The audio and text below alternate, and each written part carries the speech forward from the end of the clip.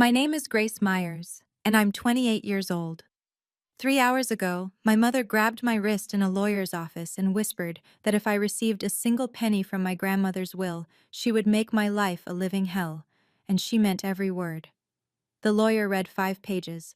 The house, the savings, the jewelry, all of it went to my mother. She smiled like she'd already won. Then the lawyer cleared his throat and said there was an amendment, filed 3 days before my grandmother died. And my mother's face lost every trace of color. Before I tell you what happened next, if you enjoy stories like this, please take a moment to like and subscribe, but only if this one truly resonates with you. Drop your location and local time in the comments. I love knowing where you all are listening from. Now, let me take you back 6 months, to the last time my grandmother ever called me. It's a Tuesday evening in September. I'm grading spelling tests at my kitchen table. I teach second grade at Millbrook Elementary, when my phone lights up. Grandma Elaine. I pick up before the second ring. Gracie? Her voice is thin. Not the warm, steady voice that used to call me in from the backyard. Something underneath it sounds hollow. Grandma, are you okay? I'm fine, sweetheart. Listen to me. A pause. I hear her breathing, slow and careful. I need you to remember something. No matter what happens, I've taken care of it. I set down my red pen. Taken care of what? Just remember. Promise me. I promise. But Grandma, what? Tell me about your kids, the little ones at school, the boy who draws horses on everything. And just like that, she changes the subject. That's Elaine Whitfield for you, the woman who raised me more than my own mother did. She picked me up from school every afternoon while my mom was out networking or lunching or doing whatever mattered more than me. Grandma taught me to make pie crust from scratch. She read me Charlotte's Web 4 times in one summer. And every time my mother made me feel small, Grandma would sit me on her porch swing and say, "You have more spine than you think, Gracie." We talk for 11 minutes. She asks about my students, my apartment, whether I'm eating enough, normal things. But her voice never comes back to full strength, and she never explains what she meant. The next morning I call her back. The phone rings twice. My mother picks up. "Mom, I'm calling for Grandma." "Mom's resting. Don't call this number again." The line goes dead. Over the next week, I call 11 times. I keep a tally on a sticky note by my phone like some kind of sad scoreboard. 3 times the call goes straight to voicemail. Twice my mother picks up and hangs up without a word. And the rest just ring and ring. On day 8, I drive 40 minutes to Grandma's house on Maple Street. The porch light is off, which is wrong. Grandma keeps it on until 10 every night, always has. I knock. Nothing. I knock harder. The door finally opens, but it's not Grandma standing there. It's Rick, my stepfather. He fills the doorway with his arms crossed, still wearing his work boots inside the house, which Grandma would never allow. "Your mother said no visitors. Elaine needs rest, and not drama." "She's my grandmother, Rick. I just want to see her." "Don't make this harder than it needs to be, Grace." He closes the door. I stand on the porch listening to the lock click into place. The next day, I try Mrs. Patterson, Grandma's neighbor for 30 years. She sounds confused on the phone. "Oh, honey, Diane told us Elaine moved to a care facility up in Ridgewood." But Grandma hasn't moved anywhere. I know because when I drove to Maple Street, and I looked up at her bedroom window, and the lamp was on. The one with the yellow shade she's had since I was 6. She was in that house, 15 feet from where I stood on her own porch. That's when something shifts inside me. My mother isn't taking care of Grandma. My mother is keeping her, and she's making sure I can't get close enough to find out why. 3 months pass, 91 days. I don't see my grandmother once. Every Sunday I write her a card. Short things, how my students are doing, what the weather's like, that I made her peach cobbler recipe and burned the top. I mail them to Maple Street. I have no idea if she ever holds them in her hands. My mother calls me exactly once during those 3 months. Not to update me on Grandma's health, not to ask how I'm doing. Mom's changing her estate plan. It's what she wants. Don't make a scene. I grip the phone so tight my knuckles ache. What do you mean? But changing it? It means it's handled. It means you should focus on your little teaching job and let the adults manage things. My little teaching job. I make $34,000 a year. I looked into hiring an elder law attorney. The retainer alone would take 3 months of rent. I have no proof of anything except a feeling in my gut and a porch door locked in my face. I'm completely powerless, and my mother knows it. Then, a Tuesday night, late November, my phone buzzes. Unknown number. Shen, a text message, 4 lines. Your grandmother is in hospice now. She asks about you every day. I'm sorry I can't say more. Please don't give up on her. No name, no explanation. Just someone reaching out through a crack in the wall my mother built. I read that message 7 times. I screenshot it. I press my phone against my chest like it's a letter from a war zone, because in a way, it is. Someone knows the truth. Someone is watching. But who? And I sit on the floor of my apartment that night, back against the wall, a box of old photos open in my lap. There's one from my 8th birthday. Grandma and me blowing out candles together, her arm around my shoulders, both of us laughing. My mother isn't in the frame. I don't think she was in the room. I start doing the math in my head. Not money math, loss math. If I stay quiet, I lose the chance to say goodbye to the only person who ever fought for me. I lose every photo, every journal, and every piece of jewelry Grandma promised would be mine someday. I lose the house where I learned what love was supposed to feel like. But worse than all of that, I lose myself. Because this is the pattern. When I was 18, Grandma gave me her old Buick so I could drive to college. My mother sold it within a month, said it was an eyesore in the driveway. I said nothing. When my mother told her friends at church that I was ungrateful and distant, I said nothing. But when she forgot my college graduation, I said nothing. 28 years of nothing. If I stay quiet now, Grandma dies thinking I didn't care enough to fight back. I kept asking myself, was I wrong for wanting to see my own grandmother? Was I being selfish, like my mother always said? Or was she the one who had crossed every line? Honestly, I still don't know if I waited too long to push back. What would you have done? Would you have fought harder? Or would you have been afraid of losing everything too? Tell me in the comments, because back then, I really needed someone to tell me I wasn't crazy. I don't sleep that night. By morning, I have a plan. Not a great one, but a plan. Years ago, Grandma added me as a secondary contact on her insurance. I remember because she made me write down the policy number on an index card. Keep this somewhere safe, Gracie, just in case. At the time, I thought she was being dramatic. But now I understand. She was thinking ahead long before I realized anyone needed to. I call the insurance company. After 40 minutes on hold, a kind woman confirms Grandma is receiving hospice care through Meadowbrook Home Health. I hang up and drive straight there. The lobby smells like floor cleaner and flowers that are one day past fresh. I approach the front desk and give my name. The woman behind the counter types, pauses, and looks up at me with practiced sympathy. I'm sorry, ma'am. Your name isn't on the approved visitor list. I'm her granddaughter, her only granddaughter. I understand. But the primary contact, a Diane Myers, provided a specific list. We're required to follow it. My mother put together a list of people allowed to see my dying grandmother, and left me off it. I sit in the parking lot for an hour. The engine is off. My hands are on the steering wheel, and I'm not sure when they started shaking. Then I see a woman in scrubs walking out the side entrance, middle-aged, tired, carrying a canvas tote. She reaches her car, then pauses, looks across the lot, looks straight at me through my windshield, holds my gaze for 3-4 seconds.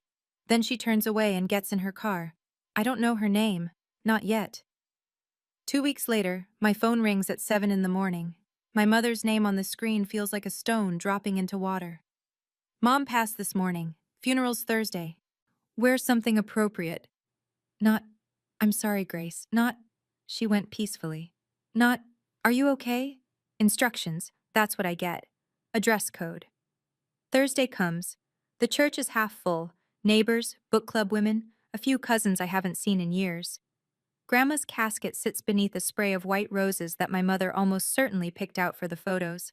And there is Diane, center stage, dabbing her eyes with a handkerchief, hugging every single person who walks through the door. I was with her every single day until the end, she tells Mrs. Patterson. She says it loud enough for the whole pew to hear. I never left her side. I stand in the back row. Nobody asks how I'm doing. Nobody asks where I've been. They already have Diane's version of the story. Rick passes me on his way to the restroom. Doesn't look at me. Just mutters, "Don't cause any trouble today." I watch my mother accept sympathy for a death she made lonelier than it had to be. And something inside me turns very still and very cold. Then, a hand on my shoulder. Gentle. I turn. It's the woman from the parking lot. Same tired eyes. She's in a dark blouse now instead of scrubs, but I recognize her instantly. She leans close. "She talked about you. Every day." Before I can say a word, before I can even ask her name, she steps back, turns, and disappears through the side door of the church. Every day. Grandma asked about me every day. 1 week after the funeral, as an email lands in my inbox from the law office of Howard Callahan. Subject line: Estate of Elaine R. Whitfield. Reading of Last Will and Testament. Friday, 2 o'clock. Please confirm attendance. My phone rings before I finish reading. Diane. "You got the email?" "Yes." "Just show up and keep quiet." "Why would I need to keep quiet?" "Because there's nothing in that will for you, Grace." "How do you know that?" A pause, then flat and final. "Because I made sure of it." 6 words. That's all it takes to confirm what I've feared for 3 months. My mother didn't just take care of Grandma, she took care of the paperwork too. She made sure every dollar, every floorboard, every piece of my grandmother's life was pointed in one direction: hers. I set the phone down on my kitchen counter and stare at the ceiling. No lawyer, no savings, no recording of that call. It's my word against hers, and in this family, my word has never been worth much. I think about calling one of those free legal hotlines. I think about driving to the police station. I think about standing up in the lawyer's office and telling everyone what Diane did. But with what proof? A blocked phone log? A parking lot memory? A stranger who touched my shoulder and walked away? I don't have a hand to play. My mother holds every card. But somewhere underneath all that, underneath the panic and the grief, I hear Grandma's voice from that September phone call. A thin but certain: "I've taken care of it." I still don't know what that means. But Friday, I'll be there. And I won't keep quiet. Not this time. Thursday night. The apartment is quiet except for the hum of the refrigerator and the sound of my own breathing. I'm sitting cross-legged on my bed with a shoebox of photographs. Grandma and me at the county fair, powdered sugar on our chins. Grandma teaching me to sew a button, my fingers clumsy, her hands steady over mine. But Grandma at my high school graduation, holding a sign that said, "That's my girl," in block letters she'd painted herself. My phone buzzes. Rick. "Tomorrow is about respecting your mother's sacrifices. Elaine would be ashamed of you if you made a fuss." I read it twice. Then I set the phone face down. Elaine would be ashamed. He actually typed those words. The man who locked me out of her house. Had the man who stood in her doorway like a bouncer at a club and told me not to cause drama while my grandmother was dying on the other side of the wall. I pick up the photo from the county fair. Grandma is looking at the camera, but her hand is on my shoulder. It's always on my shoulder. "You have more spine than you think, Gracie." And then the other voice, from that last phone call. "No matter what happens, I've taken care of it." I put the photos back in the box. I set my alarm for 7. I lay out a navy dress. Simple, clean, something Grandma would approve of. I don't know what tomorrow holds. I don't know what's waiting in that lawyer's office. But I decide something in the dark, with my grandmother's voice echoing in my chest. I'm going to show up. I'm going to sit in that chair, and I'm not going to let anyone make me feel small. Not tomorrow. Friday, 1:47 p.m. The law office of Howard Callahan sits on the second floor of an old brick building on Main Street, right above the hardware store. I take the narrow stairs slowly. Each step creaks like it's announcing me. The conference room is small, wood-paneled walls, a long oak table, a window that looks out onto the town square where kids are chasing pigeons in the afternoon sun. It smells like coffee and old paper. I'm not the first to arrive. Diane is already seated to the left of the head of the table, hair freshly blown out, black dress, pearl earrings. Grandma's pearl earrings, I notice. Bay already on her ears before the will has even been read. Rick sits beside her, arms folded, jaw set. He doesn't acknowledge me. Aunt Linda, my mother's younger sister, is across from them, clutching her purse in her lap like a life preserver.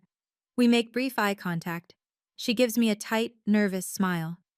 Two women I recognize from Grandma's church sit near the window, Barbara and Joan, Grandma's closest friends. They nod at me, but there's something behind their eyes. Pity. Or maybe judgment. Diane's funeral performance is still fresh. At the head of the table sits Howard Callahan, 60s, silver-haired, reading glasses perched at the tip of his nose, calm in a way that fills the room. In front of him is a document folder, thick, held together by a binder clip. But I notice something. The folder isn't one stack, it's two. The top section is thinner, held by a blue clip. Beneath it, a second section, thicker, secured with a red one. Two sections, two clips. Thank you all for being here, Callahan says. We'll begin in a moment. I take the last empty chair, at the far end of the table, alone. Callahan opens the blue-clipped section and arranges his papers. The room settles into the kind of silence that presses against your ears. Then my mother moves. She leans toward me, not casually, not subtly. She reaches across the gap between our chairs and grabs my wrist. Not my hand, my wrist. Her fingers close around it like a cuff, and I feel her nails press into the thin skin above my pulse. She pulls me close. Her perfume is sharp, gardenias and something chemical underneath. If you get a single penny, she whispers, I will make your life a living hell. Don't test me. Her eyes are steady, flat. She means it the way people mean things they've rehearsed. I don't pull my hand away. I don't flinch. I look straight at her, and for the first time in my life, I don't look down first. Something has changed in me. Though I can't name it yet. Maybe it's the 3 months. Maybe it's the funeral. Maybe it's the fact that she's wearing Grandma's earrings like a trophy before the body is cold in the ground. I say nothing, but I don't blink either. Diane releases my wrist and straightens in her chair, satisfied. I glance toward the head of the table. Callahan is watching. He doesn't say a word, but his eyes drop to where Diane's hand just was, my wrist. At the white marks from her grip already fading, and something shifts in his expression. Not surprise. Something quieter, like confirmation. Then he opens the folder. In that moment, I understand something I haven't before. My mother isn't confident. She's afraid. Not of me, of what Grandma might have done. Callahan begins with the original will, dated 14 months ago. He reads slowly, clearly, the way someone reads when they know every word matters. On page 1 and 2, the family home at 412 Maple Street, left to Diane Myers. The house where I learned to walk. The house where Grandma read me stories on the porch swing. The house where I stood outside and couldn't get past the front door. Diane's. Page 3. Savings accounts totaling $890,000, accumulated over Elaine Whitfield's entire working life as a school librarian and through careful, decades-long investment. Left to Diane Myers. Diane shifts in her chair. A small, satisfied motion. Page 4. The heirloom jewelry collection. Pieces passed down from Grandma's own mother, including a sapphire ring Grandma once told me would be mine on my wedding day. Left to Diane Myers. Page 5. Vehicle, furniture, books, personal effects. To be distributed at Diane's discretion. At Diane's discretion, meaning my mother decides whether I get a single photograph, a single teacup. My mother turns to me. Though she doesn't bother hiding it now. The look on her face is victory. Clean and open and almost peaceful. See, she says, barely above a whisper. She knew who was there for her. Rick reaches over and squeezes Diane's knee. A little celebration. Aunt Linda looks at me from across the table. Her lips part slightly, like she wants to say something, but she drops her gaze instead. Barbara and Joan exchange a glance. They don't look at me. I sit still. My hands are flat on the table. And inside my head I hear Grandma's voice. I've taken care of it. But right now, that sounds like a lie. Diane doesn't wait for Callahan to finish. She stands, dabs her eyes with a tissue, the same choreographed grief from the funeral. She addresses the room like she's accepting an award. I know this is emotional for everyone, but Mom always knew who was there for her. I gave up everything to take care of her. I quit my book club. I rearranged my entire schedule, but I was there every morning and every night. She pauses, turns to me. Grace couldn't even bother to visit. Not once in 3 months. My mother died wondering why her own granddaughter abandoned her. The words hit me like a slap. Because they're designed to. She's using the wall she built between me and Grandma as proof that I didn't care enough to climb it. Barbara shakes her head slowly. Joan closes her eyes. Rick straightens in his chair. It's true. Miss Grace didn't show up once. I open my mouth. But what do I say? They weren't there when I called 11 times. They didn't see me standing on the porch. They didn't sit in that hospice parking lot. All they know is what Diane told them, and Diane has been telling stories about me my entire life. The room feels smaller. Every pair of eyes carries the same quiet accusation. Even Aunt Linda won't look at me now. Diane sits back down, smoothing her dress. Yeah, she reaches up and touches Grandma's pearl earrings. The gesture is almost obscene, like she's adjusting a crown. And I realize this is her masterpiece. She locked me out, then turned my absence into evidence against me. She stole 3 months from me and Grandma, and now she's using those 3 months to steal my grandmother's memory too. I have nothing left to lose. I look down at the table. My hands are trembling and I press them flat to make it stop, but it doesn't stop.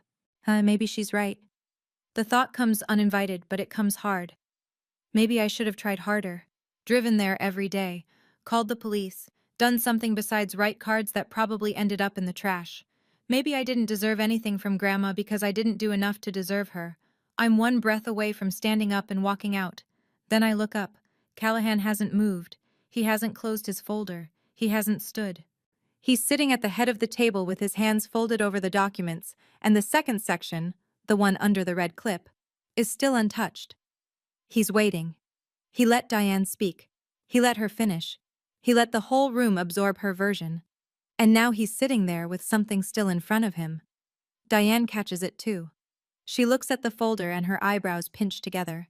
A flicker, barely visible, but I see it. Mrs. Myers, Callahan says, his voice unchanged, as steady as a metronome. If you're finished, I'd like to continue. Diane laughs. One short syllable, more air than sound. Oh, is there more? Callahan removes the red clip. He lifts the second stack of papers and sets them squarely in front of him. There is an amendment to this will, he says, filed 3 days before Elaine Whitfield's death. The room goes silent. Not quiet. Silent. At the kind of silence where you can hear the clock on the wall and someone's stomach and the pigeons outside the window all at once. Diane's smile dissolves. What? Callahan speaks the way a surgeon works. Precise. Unhurried. No wasted motion. In addition to the original will, Elaine Whitfield executed a codicil and simultaneously established a separate legal instrument, an irrevocable trust, 3 days before her passing. He lets the word sit there. Irrevocable. For those unfamiliar, an irrevocable trust, once executed, cannot be revoked, amended, or contested by any party. It exists outside the probate process entirely. Diane grips the edge of the table. What trust? I never heard about any trust. Callahan doesn't respond to her directly. He reads, The trust designates the following assets to be held for the sole benefit of Grace Elaine Myers. He pauses just long enough for the room to feel the weight of my middle name. Grandma gave me that. First, the savings accounts totaling $890,000 to be transferred into the trust in their entirety. Diane's chair scrapes back an inch. Second, the residential property at 412 Maple Street, title to be transferred to the trust, with Grace Myers as sole beneficiary. Third, the personal journals of Elaine Whitfield, 14 volumes spanning 1980 to the week of her death, designated specifically for Grace Myers. Diane is on her feet. That's not possible. She was on morphine. She couldn't have signed anything. Callahan removes his glasses, sets them on the table, and looks at her directly. The amendment was witnessed by a licensed hospice nurse and notarized by a mobile notary public. Elaine was assessed as mentally competent by her attending physician on the same day the documents were signed. He replaces his glasses. The trust is irrevocable. It cannot be contested, altered, or dissolved. Barbara's hand covers her mouth. Joan leans forward, Aunt Linda is perfectly still. Furthermore, Callahan continues, Elaine requested that the witnessing nurse be available to confirm the circumstances of the signing, should any party raise a dispute. He nods toward the conference room door. It opens. And the woman who walks in is someone I've seen twice before, once through a windshield in a hospice parking lot, and once at a funeral, where she touched my shoulder and told me my grandmother talked about me every day. She sits in the chair Callahan has set beside his own. Her name, I learn in the next breath, is Margaret Dawson. Everyone calls her Maggie. She's a licensed hospice nurse with Meadowbrook Home Health. She was assigned to my grandmother for her final 6 weeks. Maggie looks at Diane. Then she speaks to the room. Elaine was fully alert on the day of signing. She dictated the terms of the trust herself, clearly and without hesitation. Diane's mouth opens, but nothing comes out. Elaine told me that her daughter had restricted her granddaughter's visits, Maggie continues. She said her daughter had taken her phone. She told me she'd been pressured into signing the original will during a period when she was too weak to resist. Joan makes a small sound. Barbara turns and stares at Diane. Elaine asked me to contact Grace from my personal phone. That text message, that was me. And she asked me to witness the new documents because she wanted someone outside the family to protect her final wishes. The room reshapes itself. I can feel it. The way gravity shifts when truth enters a space that's been holding a lie. Barbara and Joan are no longer looking at me with pity. They're looking at Diane. And Diane looks like she's been turned inside out. Callahan opens a slim envelope from inside the folder. Elaine included a request that one specific passage from her final journal be read aloud at this proceeding. He unfolds a photocopied page. I recognize Grandma's handwriting. Looping, careful cursive, the same penmanship she used to label every jar in her pantry. Callahan reads, My daughter Diane has not allowed Grace to visit me in over 2 months. She took my phone from the nightstand while I slept. She brought papers and said I needed to sign them. I was tired. I signed. But I should not have, and I knew it the moment the pen left the paper. The room is so quiet I can hear Aunt Linda breathing. I love my daughter, but I cannot let her take everything from Grace. Grace is the only one who ever loved me without wanting something in return. Diane sits down hard. She was confused. She didn't know what she was writing. Callahan doesn't look up. He keeps reading. I cannot say goodbye to Gracie in person.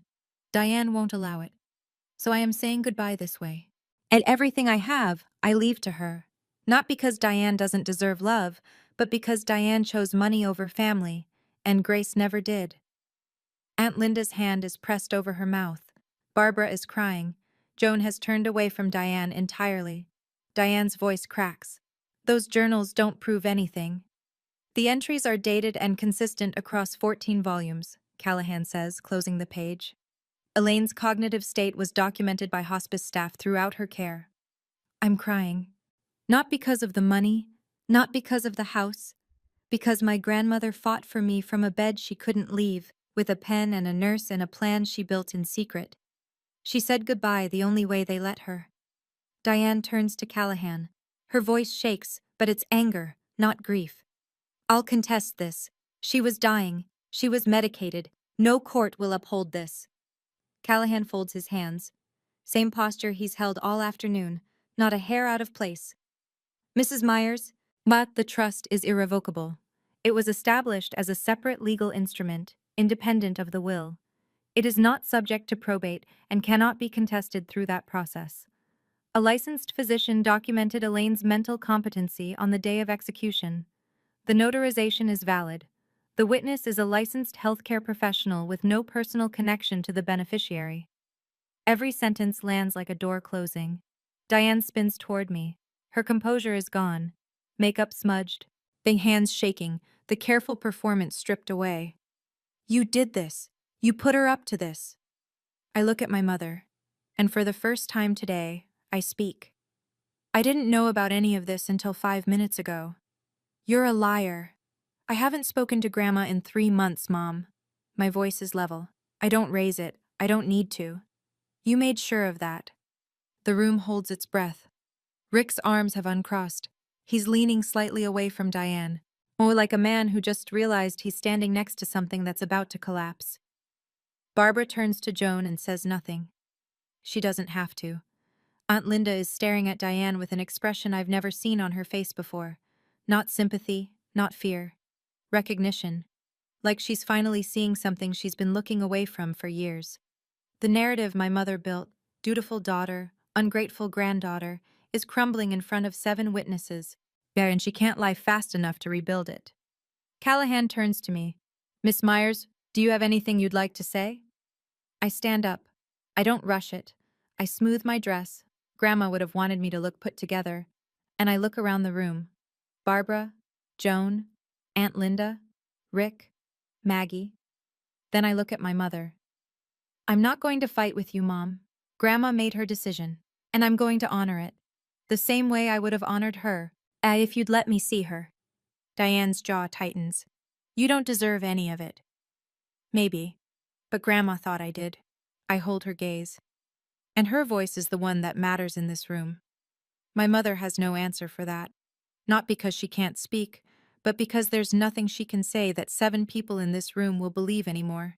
I turn to Callahan. Mr. Callahan, I'd like to accept the trust as written. And I'd like to proceed with changing the locks on my grandmother's house this week. He nods once. I'll handle the paperwork. I pick up my bag. I push in my chair, because Grandma raised me to leave a room the way I found it. I walk toward the door.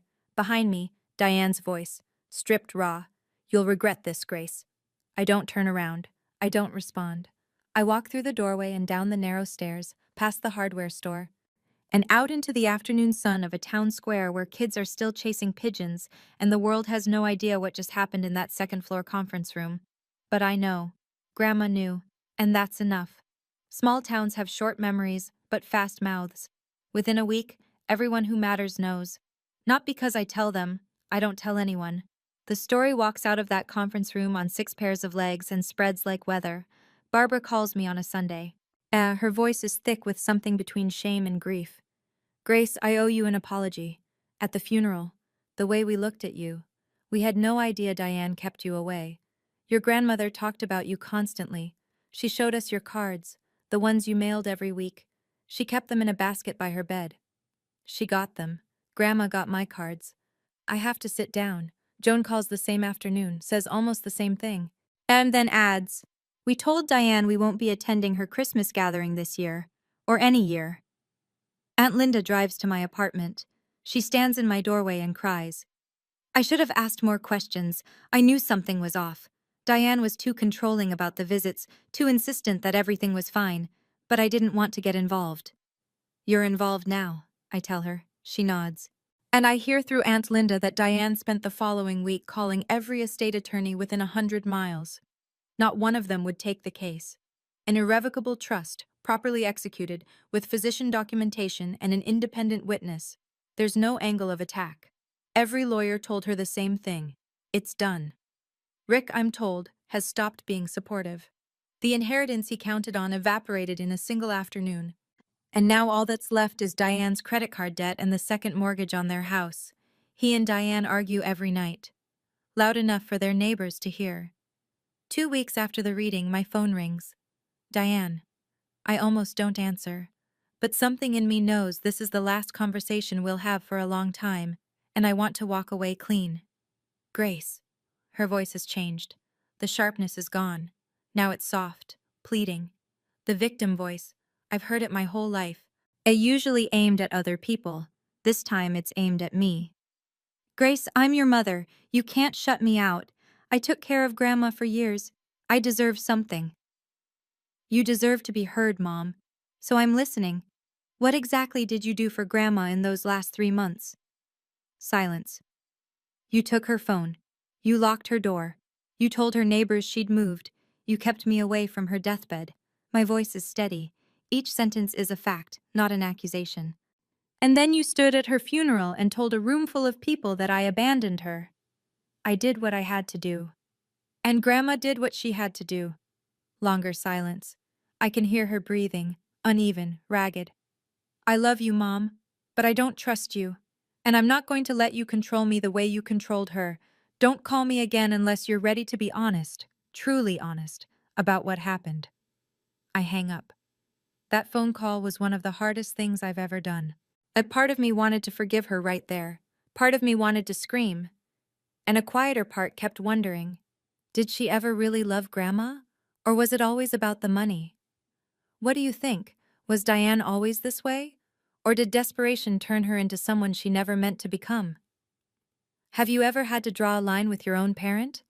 Tell me in the comments. Without Grandma's money, reality catches up to Diane fast. Aunt Linda fills me in, not to gossip, but because she thinks I should know. Diane owes $43,000 in credit card debt. She and Rick took out a second mortgage 2 years ago to remodel their kitchen. The monthly payments were manageable only because Diane assumed the inheritance would cover everything. She told Rick as much, promised him. He built a budget around money that wasn't his. Now there is no inheritance. And Rick is the kind of man who keeps score. Their arguments aren't private anymore.